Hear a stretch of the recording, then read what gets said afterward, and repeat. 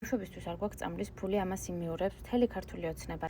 რა გზებით არ ცდილობენ, რომ გააშავონ ეს წამლები და გააშავონ ეს ბავშვები და მათი მშობლები და მეორე წუთას მოგიბრუნდებიან და დაგიწყებენ ოჯახურ ღირებულებებზე ლაპარაკს და დაგიწყებენ ქალი-ქალია, კაცი-კაცია, ბავშვები და დემოგრაფიული მდგომარეობა და უნდა გავმრავლდეთ და ბევრი შვილი გავაჩინოთ და ბევრი შვილი აღვზარდოთ.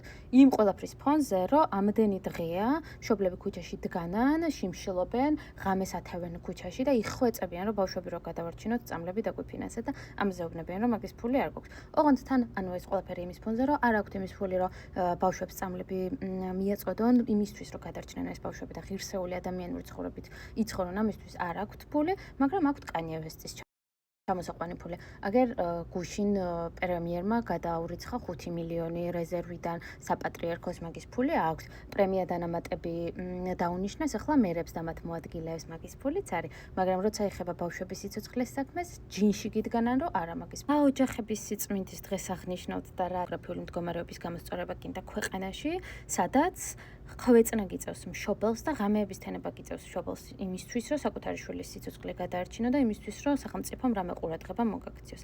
მაგიტო არ ჩემთვის სასაცილო ქართული ოცნება, რომ ოჯახურ ღირებულებებზე მელაპარაკება ამ ყველაფრის ფონზე. იმიტომ რომ ყველაფერი ტყუილია. ანუ ყველაფერი ტყუილია.